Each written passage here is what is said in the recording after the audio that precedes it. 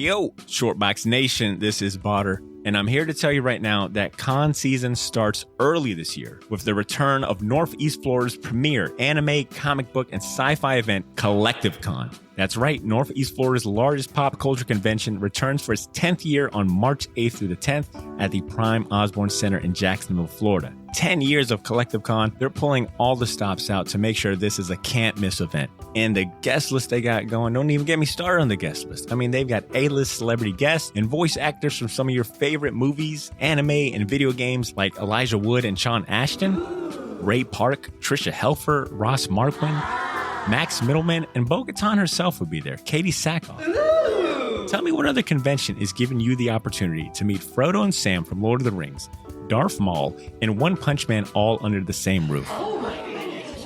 Only at Collective Con. And if you're looking to get some of your favorite comics signed, or if you want to get an original sketch from some of the best comic artists in the world, well, you're in luck, because there'll be plenty of comic and creator guests there, like DC comic artist extraordinaire Clay Mann, Harvey Award-nominated illustrator John Taylor Christopher, Marvel and DC cover artist Chris Stevens, and acclaimed Star Wars author Timothy Zahn. They'll all be at Collective Con this year. And if you're looking to bring the family, or if you want to make a weekend out of it, you're in luck, because there'll be so much going on at Collective Con that weekend in the form of vendors, fan panels, video game tournaments, cosplay contests, after parties, and a bunch of fan events. You can purchase single and 3-day weekend passes now using the link in this episode's show notes, or by going to collectivecon.com to book your tickets and hotel. Buy your tickets now, and I'll see you at Collective Con, March 8th through the 10th. Now let's start the show. Security records also show that you put your own life in harm's way to try to protect that of Lieutenant Davin from the New Republic Correctional Corps. Is this true? Am I under arrest? Technically, you should be. But these are trying times.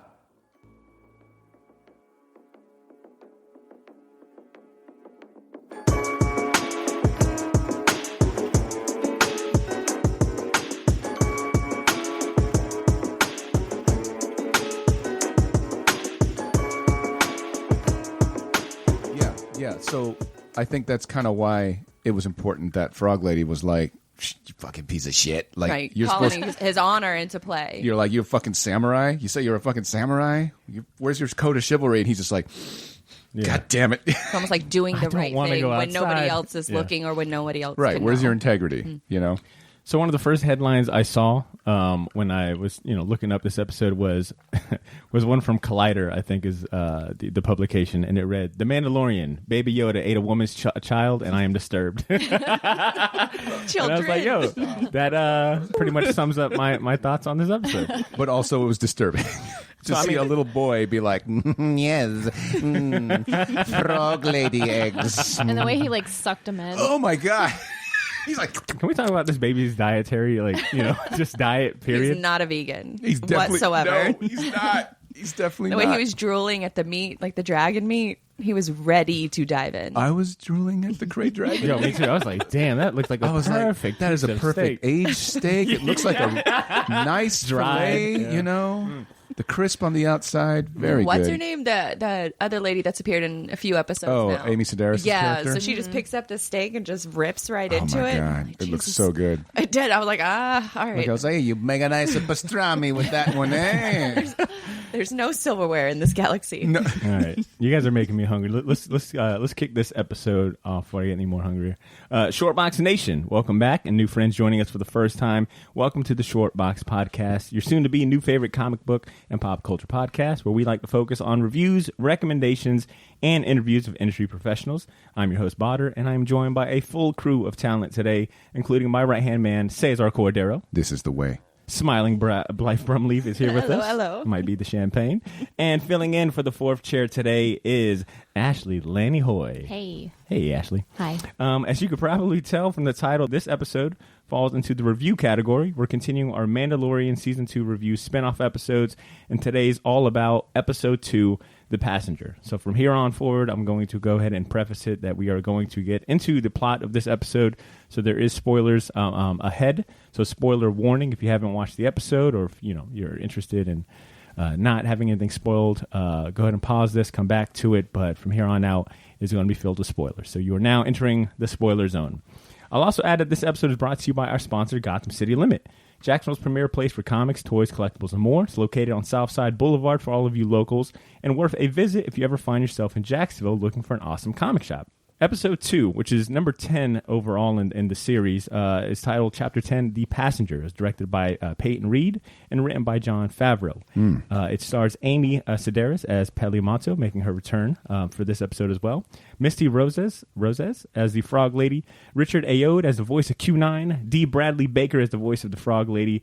Dave Filoni as Trapper Wolf. And Paul Sun-Hyung Lee as Captain Corone Teva. This episode finds the Mandalorian agreeing to take a frog-like creature and her eggs from Tatooine to the moon Trask, where her husband will fertilize the eggs in exchange for information on other Mandalorians. I need an adult. Inappropriate.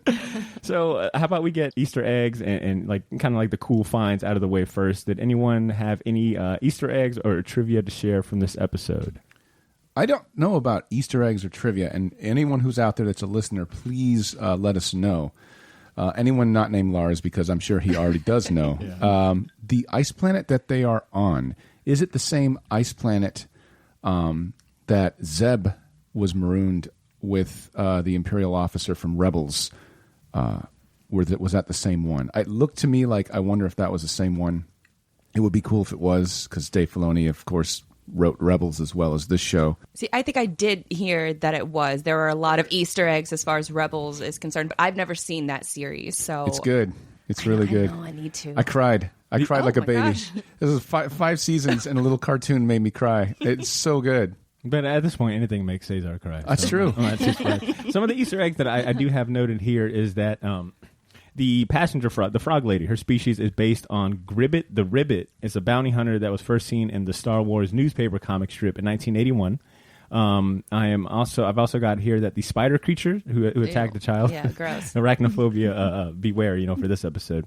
I guess their race is called Krykna, something like that, but they first appeared in Star Wars Rebels, and they were also based on unused concept art by Ralph McQuire. Imagine that he created for Star Wars Episode 5, The Empire Strikes Back. Anything now created Star Wars is based off of unused art by Ralph McQuire. Right. Any and everything. And I think it goes to our point that we've kind of kept throughout this, and kind of anytime we talk about Mandalorian, that it's got something for like everyone, like new fans and also like diehards. I think it kind of goes to that point that for diehard fans who have probably combed over all of the unused concept artwork and the like original material, like this was another like kind of tip of the hat to them, I mean, it's no surprise considering it's Jon Favreau, Dave Filoni, and George Lucas all in the same room together, like talking about the show. In my opinion, it's what makes it good again, in the sense that Star Wars is now back to a small group of craftsmen creating a project and getting artsy about it and doing what they can to make sure they put out and tell human stories, like that's what it was in the 70s. ILM didn't exist until they made it. How involved is George Lucas with this series? So it's kind of an unofficial but official thing. Like his name, I think, shows up on the credits every now and then. I see he gets writing credits because the series is based on Star Wars. Right. And I'm sure that he's probably done some consulting but as well. also that's the thing, is that Filoni and Lucas are like BFFs. True. So like he could just be like, "Hey George, you want to come on the set?" And he'll be like, that's what I'm thinking. "Yeah, sure. What do you think about this?" And then I guess it's enough for him to get a writing credit. Exactly. Ashley, did this episode respect your time? It was actually kind of too short. I'm there with you. I wanted more.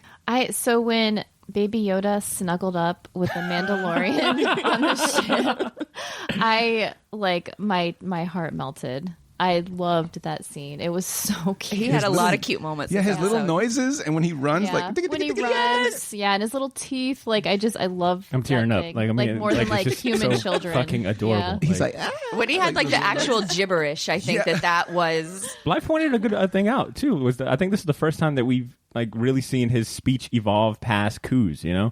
Like he's starting to like try to communicate in other ways.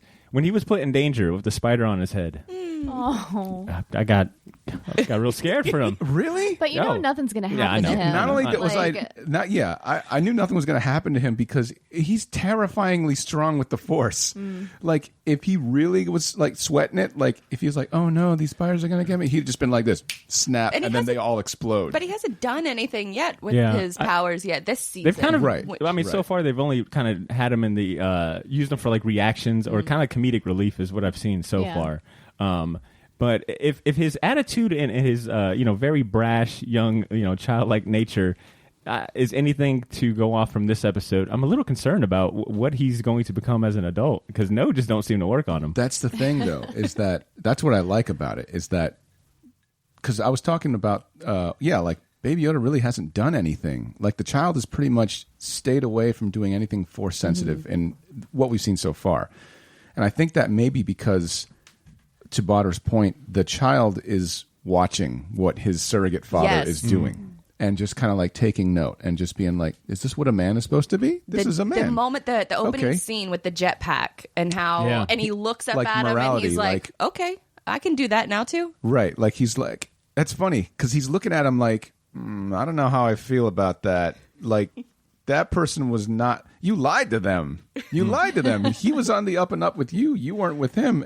And the Mandalorian can't reason with a little kid because he doesn't know how the real world works. But he'd just be like, bro, it was to save your life. Like I love that he's looking up to him. And eventually there's going to be a point where, the Mandalorian's going to have to give him over to the Jedi, the Mandalorian's sworn enemies.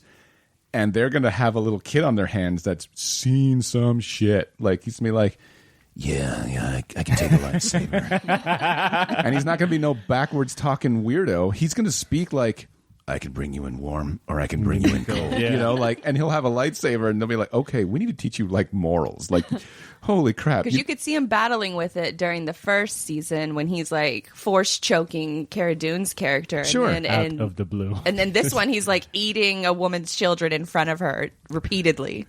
I think a phrase you repeated several times. Gross? But yeah, gross. You came right to it. So I mean, Arachnophobia was real. I in know, this episode. I know what one of your emotions were, watching this. But did you get anything else? How else did you feel about watching this episode? Did it leave an impression? It was kind of like what Ashley said. Like, as soon as the spider part was over, I'm like, let's go. And I think at some point, like, you have to remember that this is a TV show.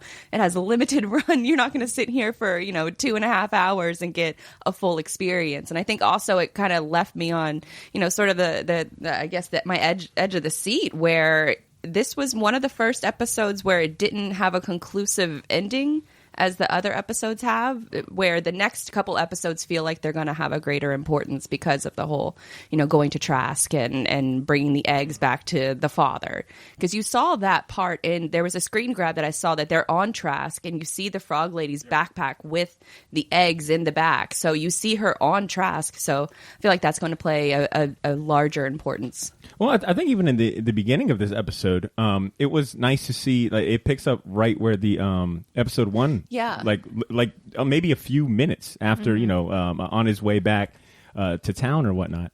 So that was kind of interesting. It's too. almost a little more continuous than it has been in the past. Yeah, season 1, I think that was its biggest, a critique was that it just felt like too much like, adventure of the, week kind of format. Like nothing was too coherent. But that's why I like it, man. Ditto.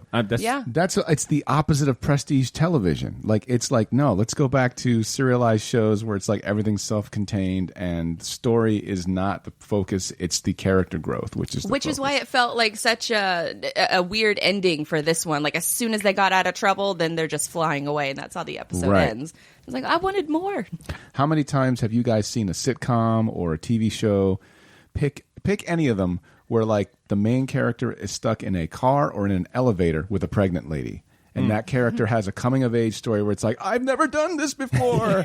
And then by the end of the episode, everybody's like, oh, I delivered the baby fine. And then the mom, maybe even the lady doesn't like the guy in the car with, right? Like, this story's been done a million times, right? But why not do it with the Mandalorian, right? In the sense that in this case, it's substantial to me because, again, this whole series is basically about what do you do when young eyes are looking at you? Like, what are you going to do? What kind of example are you for the next generation? Whether you're a dad or a mentor in some capacity or a leader, you're being looked at. And that's something that the Mandalorian has to come to terms with, especially since he himself grew up sort of like without anybody. He was a foundling, right? Like the Mandalorians found him and then they inducted him into their tribe. And now he sees the child and it's like, oh, like, here's my shot. Like, if there's anything wrong with me, this little guy is going to be my redemption. So in this episode, it's like the mom was like, look, you're a fucking piece of shit. Oh, you Mandalorians are all talk, you know, like you say you're on a knight's errant and you have this code of chivalry. I guess those were just stories. And she points to the child when she says it. Oh, she goes, I guess those were just stories. And then like camera goes to little baby Yoda and he's just like, and looks over at, Mandalorian and he's like, God damn it. Did you have to say that in front of the kid? Yeah. Lady, you going to try and tell me how to raise my kid in the middle of a Kmart? Yeah. I do like that kinship that was like built, like just two parents trying to do what they, the best for their child. Right. That's the point of the episode, right? Like she is like acting like, look, I got responsibility for my kids and they ain't even fucking born yet. What are you doing? Like, what kind of example are you setting for your son here, dude? Like, really? You said you'd do the job.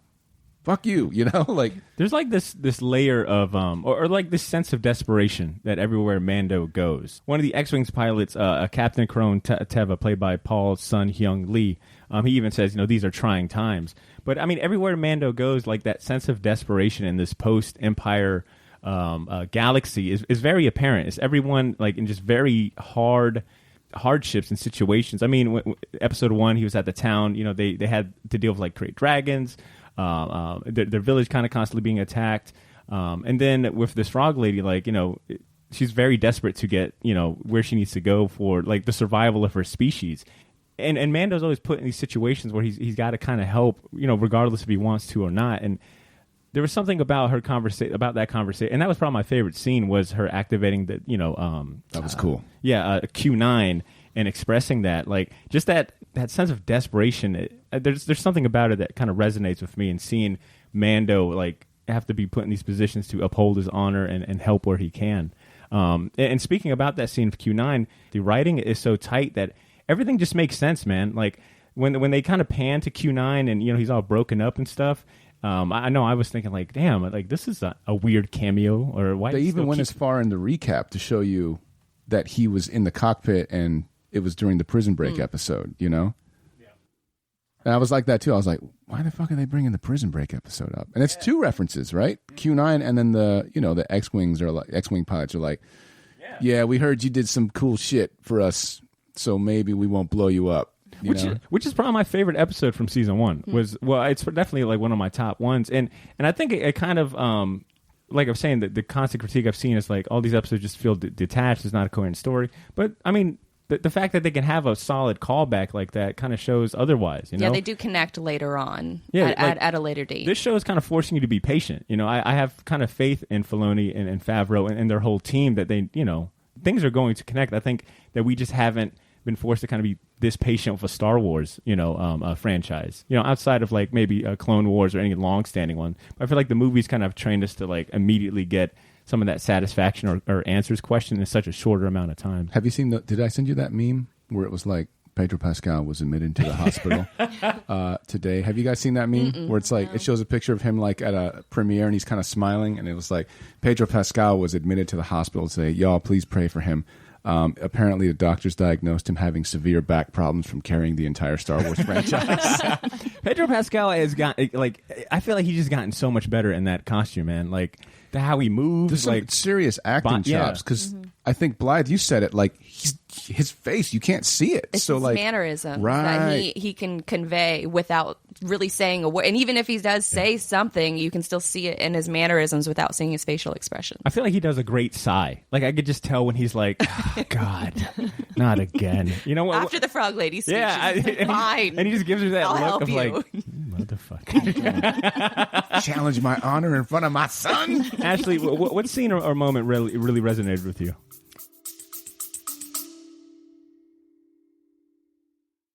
Yo, this is Botter. Sorry for interrupting this episode, but I'll keep it brief. I wanted to let you know about a massive sale we have going on over at the Shortbox Store on all of our merchandise and apparel. That's theshortboxstore.bigcartel.com. You can now save 20% off your entire order using the discount code YOO, Y-O-O. So if you've been waiting for the right time to finally buy that gauntlet snapback, or if you ever wanted to buy any of the shirts you see me wear on the podcast, well, now's your chance to get them for a steal. We still have a few sizes left of everything, but they won't last long, and once they're gone, they are gone. And then I mentioned that all of our apparel is screen printed on high quality material. None of that heat transfer or direct to garment stuff. Our shirts are some of the most comfortable ones you'll ever wear, and the hats look even better in person. So wear your support for the Shortbox Nation proudly, knowing that you're going to look damn good doing it. Get to theshortboxstore.bigcartel.com as soon as you can, and don't forget to use that discount code YOO, Y-O-O, to save 20% off your entire order. All of this information can be found in this episode's show notes if you want to get there faster. Thanks for not pressing fast forward. Now back to the show.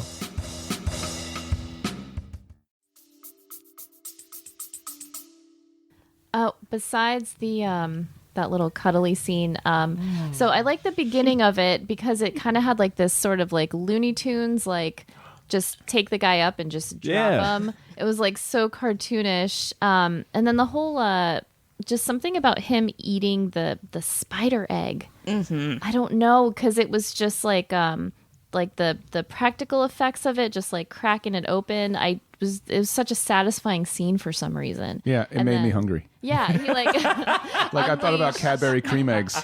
It kind of did, like opening up the wrapper, but he like unleashed terror after that. But there's something like satisfying about watching him like crack that thing open. Can't describe why. But You don't have to. It makes sense. I feel like you would really enjoy a Baby Yoda ASMR channel. Like, how crazy would that be? Him Or just cracking eggs. open eggs. Yeah. Just eggs. Like, what about you? What was your standout moment or scene? I would say probably whenever they finally killed all of the spiders, because that had me on the edge of my seat. I hate spiders with a passion. So when that was like the main character villain, it was a little too much for me at times. So when they finally like the pilots come back in and they find him, they start shooting off everybody. I'm like, oh, thank God. I can breathe a sigh of relief. I don't know about you guys, but to me they look kind of doofy looking, but they were scary as hell. Like With the spiders? Yeah, like just them Really? doofy looking eyes, like like derpy eyes. You know, like they kind of had. Bro, you would be dead. If I was just Mando, just take the flame torch to Botter would look everything at in the these whole things episode. and underestimate them. Man, look at you, punk guy. No, you did. I would already be running, and I'd be like, I would be hopping like that frog lady did. When she started jumping, she went from like She said, "Fuck this like shit." walking, and then she was like, nah. And then she started hopping. I was like, this is getting real now, because she just fucking threw all her lady like out the window, just like, fuck you. I feel like Botter's never hit a wolf spider with like a newspaper and seen all the babies crawl off, because the whole spider scene was really. And you know, I got too much. I should have been careful what I asked for, because I think in episode 1 review I said, you know, I'm excited to see more of these like Star Wars monsters.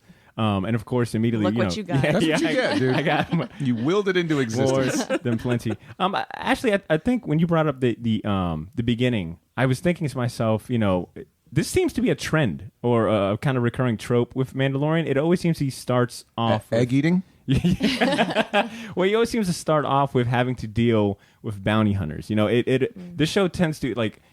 They constantly remind you of the level of danger that is always present, regardless of like how cute Baby Yoda is or how kind of funny things are. Like there's always that sense of like underlying danger, even when like you feel like things are kind of comfortable. Like immediately they just kind of remind you, like, hey, don't forget he's still like on the run. Like no matter, he's never going to be safe or whatnot.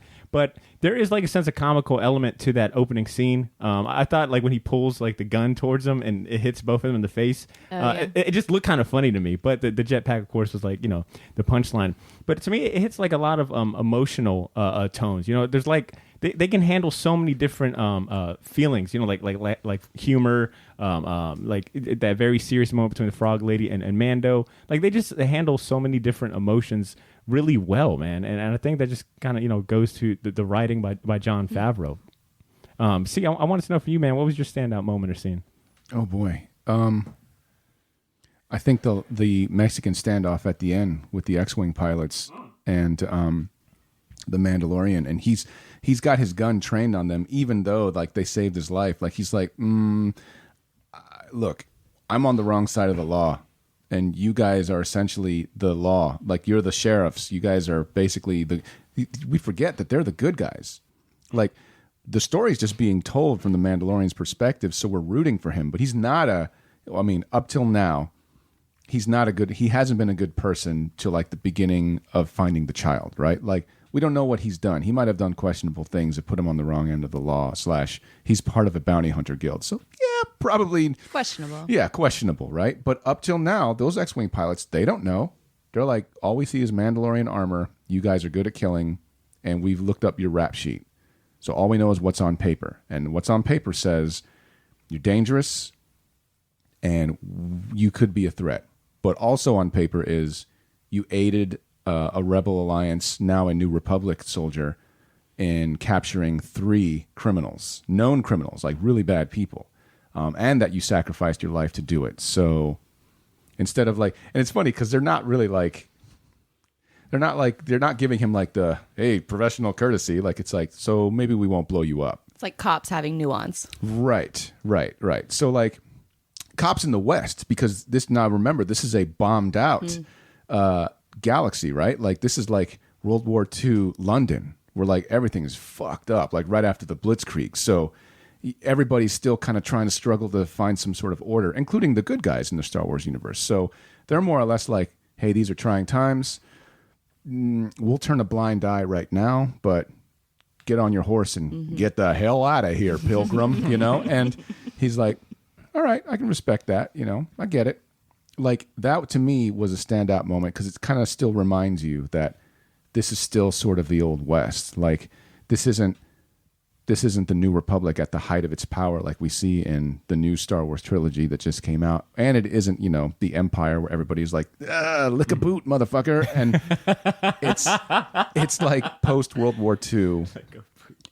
There's still Nazis in South America, and the New Republic is basically probably doing their best to set a team to hunt them all down and get rid of them. Well, it's like when power is taken away, other power creeps in. It's Sure. like with There's the a vacuum. mining company that came in during Absolutely. the first episode, or the evil miners or whatever. Sure, Yeah, absolutely. There's like a lot of gray area in this like current landscape right now. So it's like, right. there isn't really clearly good guys and bad guys. It's really like, what if do your actions kind of your good actions outweigh like the bad things? It's almost like it's a metaphor for the internal struggle of the Mandalorian. One thing I did that I kind of forgot that stood out was Mando saying for the first time, "May the Force be with you." And I didn't think that he knew anything about the Jedi culture, or He is just that more knows of the just terminology. Like, you think a politician means it when they say "God bless America." Right. You know what I mean? Like, they don't fucking care. But to Blythe's point, I forgot what they did in season 1, but they also had another. I think in season 1 they had a very self-aware joke that for a moment kind of took me out of it. It kind of felt like it broke the fourth wall, and this was kind of a similar thing because I of course thought like, well, how would he know, that being such a popular phrase if he doesn't even know what the hell the Jedi are? I'm sure the Mandalorian heard it. He just has no concept of the Force except until meeting Baby Yoda, and even then, he still thinks, oh, the child's telekinetic. He's like he moves things with his mind. It's like, no, he's a religious motherfucker. You just don't know it yet. Well, Krill, who was in season 1, he died, but he was also in the recap right before the episode showed, and so I wonder if there's any kind of correlation between that, because he was the only one to tell Mando about. He was like, "No, this is I know of them, but I've never worked directly with Right. them." Is essentially Right. what he was saying. I'm paraphrasing, but Right. At that point, Luke's the last one. He's the only one in the galaxy. I mean, Dave Filoni, whatever.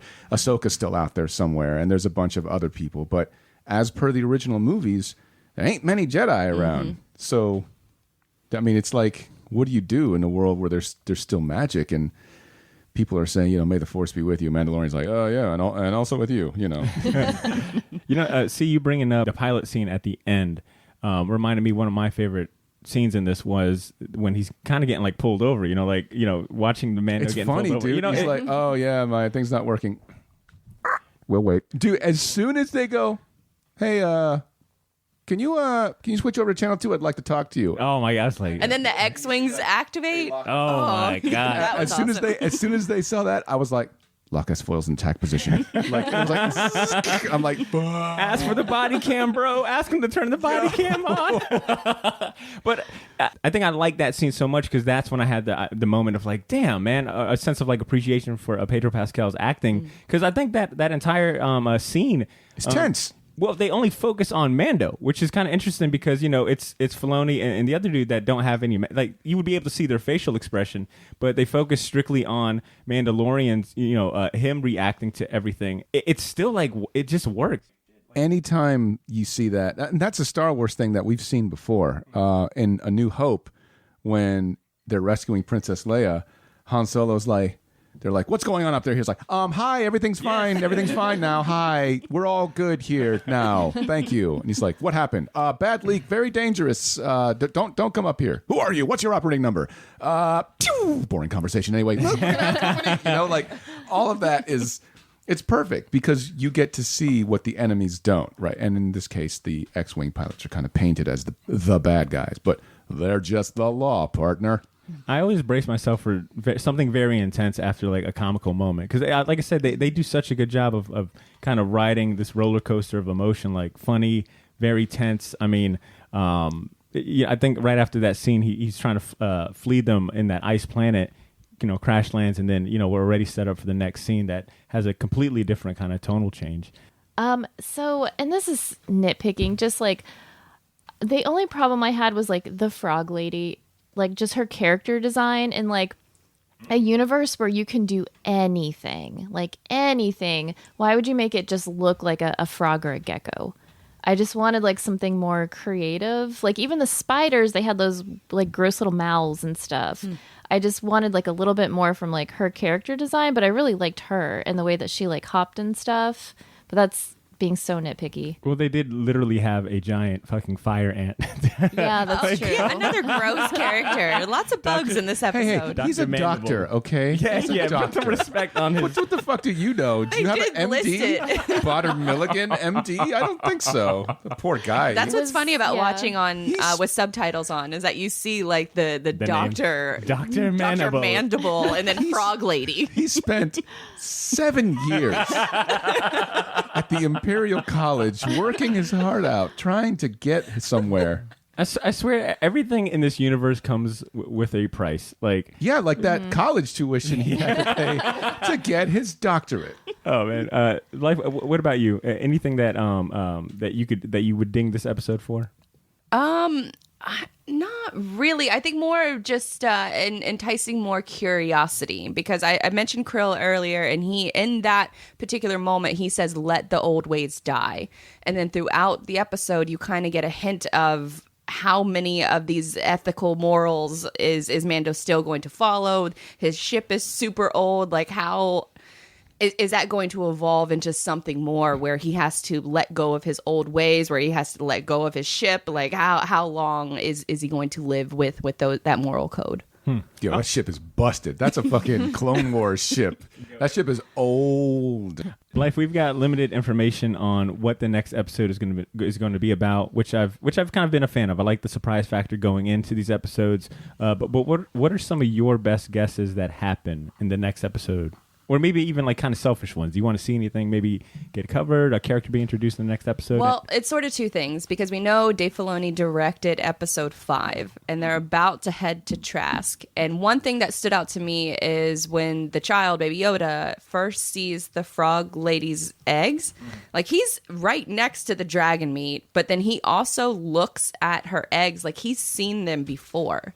So to me, it almost signaled, like, has he seen those eggs before? Is he somehow connected to Trask? And, at season 1, we saw him immediately, like, hunt after a frog and, like, go and eat the damn frog. And so in this episode, like, he sees Frog Lady and he sees her eggs. Like, is he immediately thinking, like, I've seen this species before and those eggs are delicious? He's like, what's better than a little frog?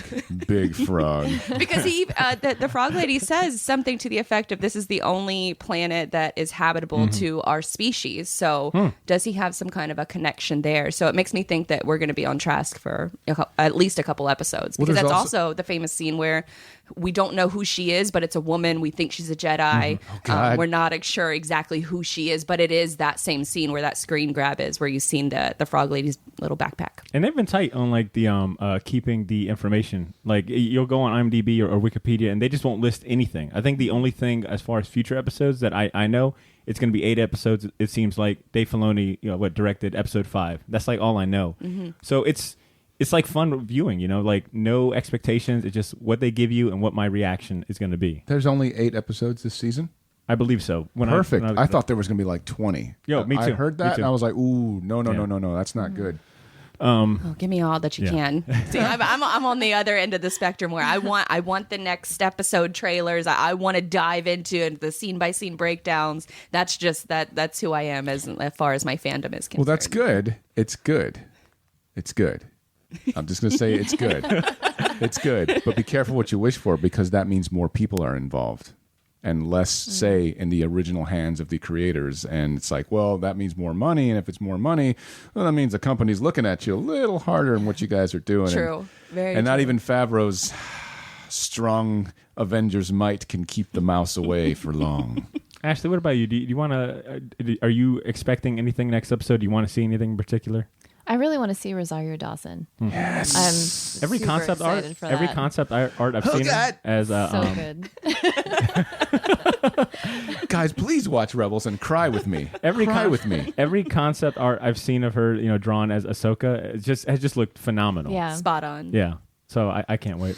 I know for me, I'm most excited to continue seeing Mandalorian, or the Mando, test his integrity and that sense of honor in all of these very gray area situations. Like I'm enjoying the character building and just seeing how much he can be pushed to do the right thing in the grand scheme of things. That's the thing, right? Like, we have a character that isn't Luke Skywalker, that isn't even Yeah. Han Solo, right? Like, because Han Solo is sort of the badass with the heart of gold, right? He's the pirate archetype, so he's got a little bit of style, and that even if he's rough around the edges, there's a little mushy heart on the inside. But like the Mandalorian lives in a fucked up world, and he has to do what he has to do to survive, and now he's put in a place like what you were saying, Botter, where it's like, yo, you live in gray. Everything is gray. Now is the gray time. Mm-hmm. Can you be a shining example of what good is in the gray? How and not only that, but you got a kid in your fucking hands, and you got to give him some fucking Chef Boyardee or SpaghettiOs. Make sure he don't eat no people's eggs and shit. And that's hard to do. And the new trilogy, that's where they were supposed to go with the Force. Sure. Is they were rumored to talk about the gray areas, not just light and dark. It's gray as well. So maybe that's the direction that they're taking with Mando.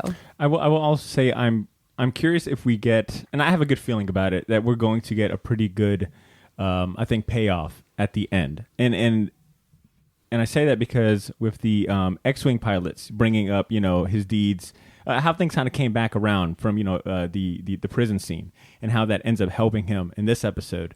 I have a feeling that we are being introduced to all of these characters for a reason, all these side characters. I wouldn't be surprised if, Cobb Vanth shows up in the end. Speaking of Avengers and MCU, I think we're going to get a big kind of moment, sort of like an Endgame, where the Black Panther and Doctor Strange all show up at the end to help Captain America defeat Thanos. I think we're going to get a Star Wars equivalent. We're gonna get Cara Dune on your left, or some shit like that. I have a feeling all of these side characters are going to come in all at once for some big kind of. Sure, that's something we've seen in Star Wars too, right? And they set it up in A New Hope, right? It's like, stand by, and Luke's in the trench run, and all of a sudden Han Solo shows up, right? You're all here, now let's blow this thing and go home. Side note, did y'all see the new holiday special trailer? No. Stop. Star Is there a Wars? holiday special? Yeah. A new one? Yes. Lego. Lego what? Star Wars. Yes, it's incredible. Watch the trailer. It's being released on Disney Plus, I think, maybe Thanksgiving week. New gonna tradition. be It looks, and I was a little skeptical. I'm like, Lego, okay. And I watched it. It's really, really good. I gotta get her to watch the Lego Batman movie. That'll make her a believer. But I think we're at a good stopping point. But I wanted to give everyone a chance to give their last chance comments or thoughts on the episode before we wrap up. Ashley, I'll start out with you. Now that I'm just excited for it. I'm already thinking about how sad I am going to be when this season is over. I like every time an episode ends, I'm like, oh God, okay, 6 more. Yeah. Blythe, what about you? I mean, as far as like closing thoughts, I think the next 2 episodes are going to be incredible. I think they're going to probably be season defining because we're going to get a lot. Hopefully we'll get a lot of answers for a lot of rumors that have been going on and circling throughout the Star Wars universe for years now. And I think I'm kind of with you, Blythe. I think this one's going to be like the kind of turning episode. point. You know, it's going to be. Well, yeah. What episode? This is episode 2, right? So the next 2. Oh wait, so we have 2 more. No, just kidding. Right? No, 3, 4, 5. So maybe the next 3 episodes are going to be pivotal. Yeah, all of them are going. Because I mean, from a storytelling perspective, all 8 episodes, you'll be right about where the climax hits, right? So 3, 4, rising action, 5, climax, 6, denouement, and then because you would think Dave Filoni would direct the episode that Ahsoka premieres. Oh my Or God. makes the appearance. I hope so. oh my God. All right. Well, I think that is the end of our show, Shortbox Nation. How was it? Did we miss anything? Do you want to chime in? You know we missed like a million things. There's like 500 Star Wars fans out there like, You didn't talk about the testicles that this creature had, and it was a reference to. and you're like, what the fuck, dude? Damn, I missed the spider testy trivia. Damn, I'm sorry, guys. But if you want to chime in with a thought or share something with us to read next episode, let us know by shooting a short email at theshortboxjacks@gmail.com. Thank you for hanging out, sharing your most valuable commodity with us, your time. You could be listening to any other podcast, but you're here with us, and that means a lot. I personally want to recognize and thank the people who made this episode possible. Our sponsor, Gotham City Limit, our guest of honor, Blythe Brumleve, and our Shortbox patrons. They help us keep the lights on here at the Shortbox studio. So if you like our work and you feel inclined to support the show and keep this thing going, consider becoming a Shortbox patron. We'll give you bonus episodes, commercial-free listening, merch, and more. Visit patreon.com/theshortbox to find out more. And with all that being said, listeners, stay safe, stay healthy, take care of yourselves, take care of each other. We'll be back next week to cover episode 3. And of course, don't forget to check out our regular weekly episodes, especially if you're a fan of comic books and deep dive reviews and interviews. So make sure you subscribe to the podcast feed and stay tuned. In the meantime, continue to make mine and yours Shortbox. It is the way.